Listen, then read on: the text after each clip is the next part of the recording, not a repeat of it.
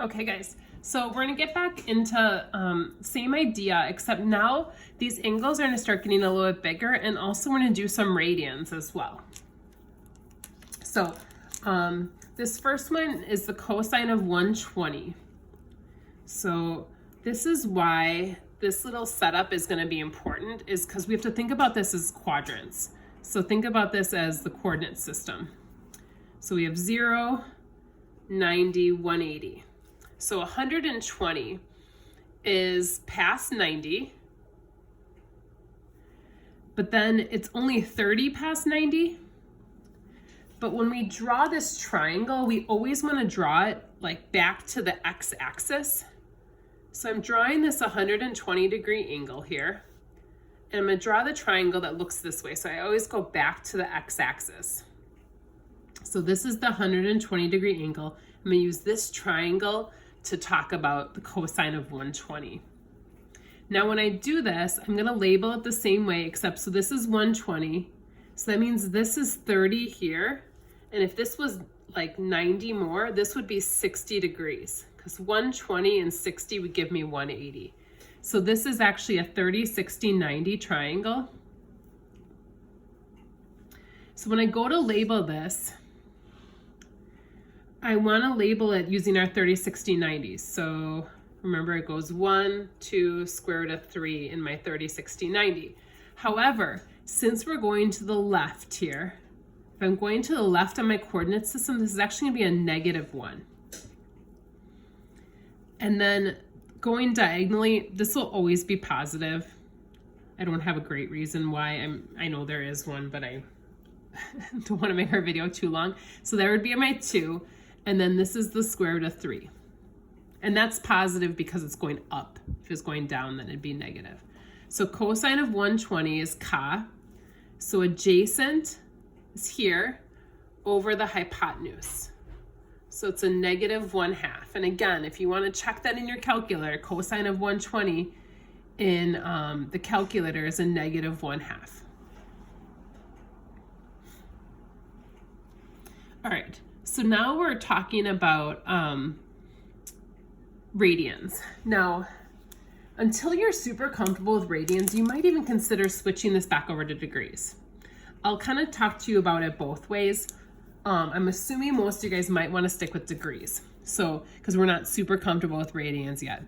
But hopefully by the end of the chapter or by the end of this section, maybe you can try it with radians. But today I'm going to switch it back to degrees.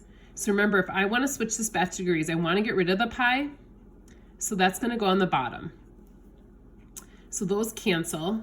So this is really going to be the sine of, I believe it's 240. So double check your math there. So 240 degrees. So sine of 240. So again, I'm going to draw my coordinate system.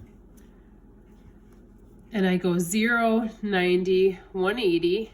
This is 270. So I'm not quite to 270. Going around this way. 180. Past 180, this is going to be 60 past 180 again, right? Because it's 30 short of 270. So our triangle is going to look like this. So this is going to be 60 degrees here. So it's a tall triangle going down this way because it's 60 degrees past. Remember, I said the triangle always goes back to the x-axis. And it's just getting used to this. I know you guys haven't seen this before. Now I got my 30, 60, 90. It's just flipped upside down. So the adjacent here is going to be a -1 because I'm going left still. But then I'm going down. So this is going to be a negative square root of 3. And then the hypotenuse is always going to be positive. So in this quadrant here, I'm doing so for sine. It's going to be opposite over hypotenuse. So negative square root of 3 over 2.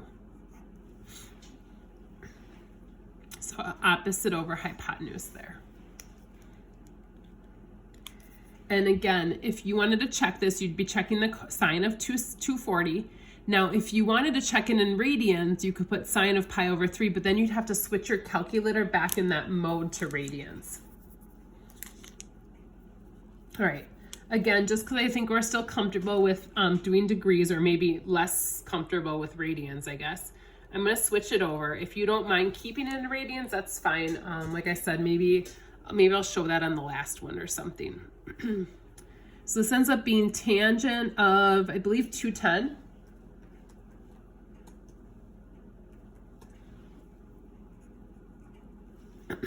And you're probably wondering, wait, all of these are working out to be really nice. Yeah, we're choosing these strategically. We're not going to give you some crazy number that doesn't make any sense. So it's strategic the way we're doing this. So 0, 90, 180. So I'm going past 180 again, but this time I'm only going 30 past 180 because there's 270.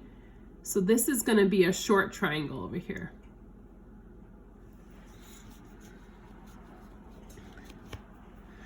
So this is only going to be a 30-degree angle. So my little side is over here. So this is my -1. This is my negative square root of 3, and here's 2. So tangent is TOA. Whoops. TOA. So opposite over adjacent. So it's a -1 over a negative square root of 3. Well, first of all, the two negatives will cancel. So that'll be gone. So it'll be positive. But then remember, I have to get that square root off the bottom. So this will be square root of 3 over 3. So that's going to be the tangent of 210, or the tangent of 7 pi over 6.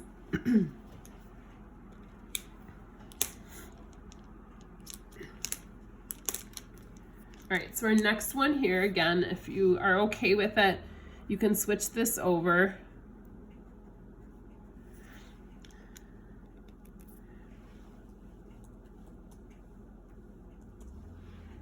Okay, so this is tangent of 300.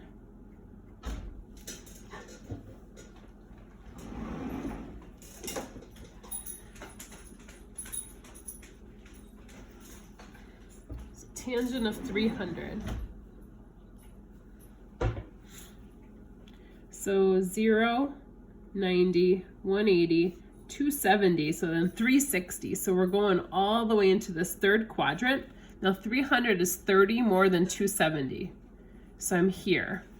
But again, because this should be a 30-degree angle, but to go all the way here, to make it all the way, this is 30, so 360, we're 60 short. So this is actually a 30, 60, 90 again, where I'm going down here as a tall triangle. Now the short side should be 1. Now I'm headed to the right again, so it's positive. But I'm going down, so this is the negative square root of 3. And this would be 2. So tangent is TOA. So it's opposite over adjacent. So negative square root of 3 over 1. So just a negative square root of 3.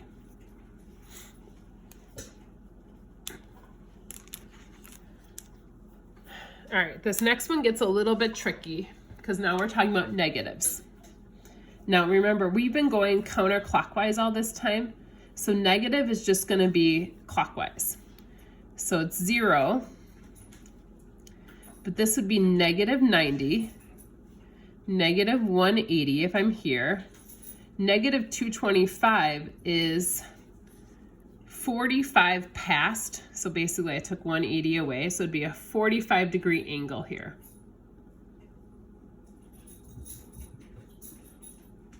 So this is a 45, 45, 90. So just to remind you guys, 45, 45, 90 is 1, 1 square root of 2. However, since I'm in the triangle on the quadrant system, this is going to be a -1. This is going to be a positive 1 because I'm going up. And then this is going to be the square root of 2. Now I want the cosine, so ca. So adjacent over hypotenuse. So -1 over square root of 2. And again, kind of like we did up here, we can't have that square root in the denominator. So it's going to be a negative square root of 2 over 2.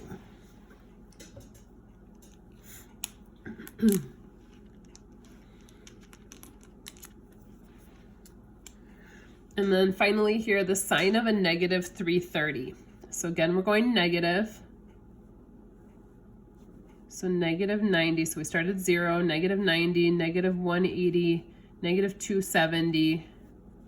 then 360 would be here. So we're 30 short of 360.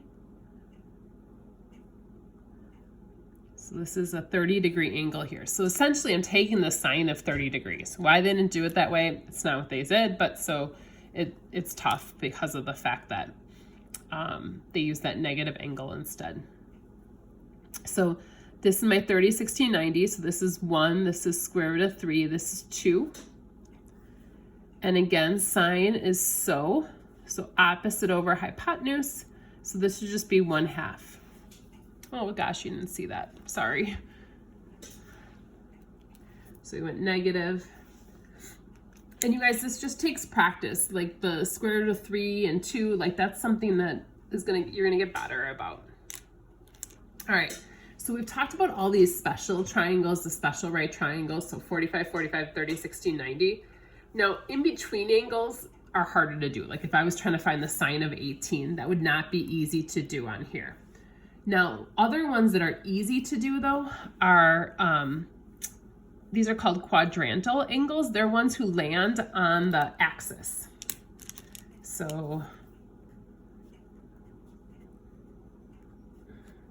it's going to be on the x or y axis. Now, when we're talking about cosine and sine, as a coordinate point, the x is always the cosine and the y is the sine.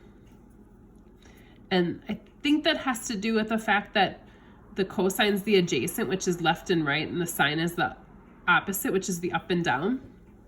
Now the tangent is always sine over cosine.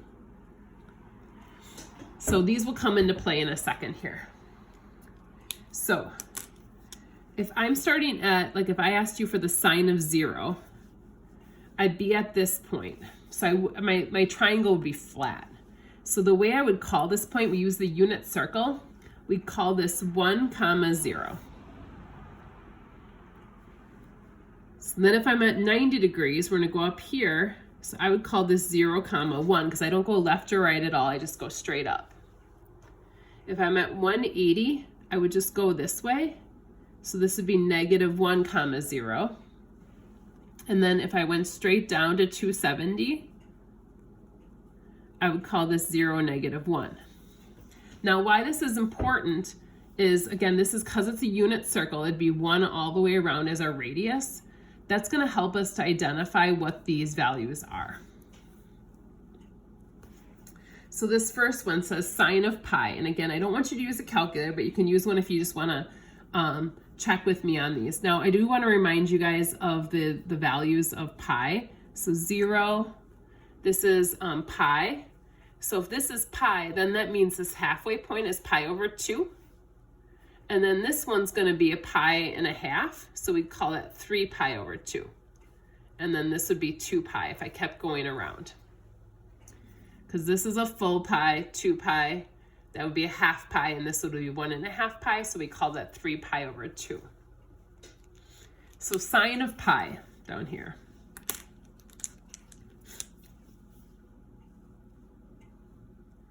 So 0 is here. Pi would be over here. That'd be a half, it'd be 180. And again, if you don't like the radians, you could switch it over. That just cancels, that's 180. But this coordinate point, if I went over here on my unit circle, that'd be -1, 0. So -1, 0. That doesn't seem to make much sense with me because I can't make a triangle out of that. This is where this comes into play. So the cosine is always the first value and the sine is the second. So sine is y. So the sine is the 0. So sine of pi is just 0. Or sine of 180 is also just 0. So again, if you want to check that in your calculator in the mode you're in right now, it'd be sine of 180. You should check that and it'd be 0. Now, I don't want you guys to use your calculator in something like this. I want you to be able to do this, like do the math this way. All right, so cosine of 270.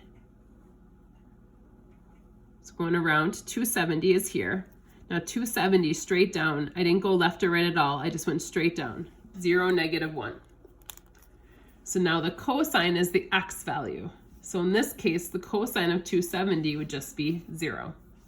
And again, if you check that, it would work out that way. Now tangent of 3 pi over 2. I'm hoping you guys realize that 3 pi over 2 is the same as 270. Otherwise, again, you guys could switch this over. Cancel. So we're finding the tangent of 270, same thing. So we're doing this exact same drawing. But tangent, I can't just look at these two coordinate points. I have to take the sine and divide it by the cosine, or I'm basically putting y over x. And that one kind of makes a little more sense because that's the opposite over the adjacent. So the y over the x in this case would be negative 1 over 0. Now you can't divide by 0. We call this an undefined value. So the tangent of 270 is not defined. So actually on a graph, there would be like a vertical asymptote that we wouldn't have the line, like the graph wouldn't exist at that point. All right, our last one here. The sine of negative 3 pi, a lot going on here. First of all, negative 3 pi, we have to go clockwise. There's 1 pi. There's 2 pi. So then 3 pi is over here. So I can go around the circle more than once, which is kind of crazy. So I hadn't done any with you like that before. But so again, I went 1 pi, 2 pi, 3 pi. So I'm over here. So this is negative 1, 0. And the sine of negative 3 pi, again, x, y, cosine, sine, this would just be 0. All right, so I'd like you guys to practice this. Your homework is listed here. Like I said, I plan on being back tomorrow for unless I get like way worse or something, but I should be good to be back and answering questions with you guys, and we'll kind of figure things out, what we need to work on and what you need to practice more from the last couple of days. So hope this goes well, but we'll bring questions that you guys have to class tomorrow. Thanks so much. Bye-bye.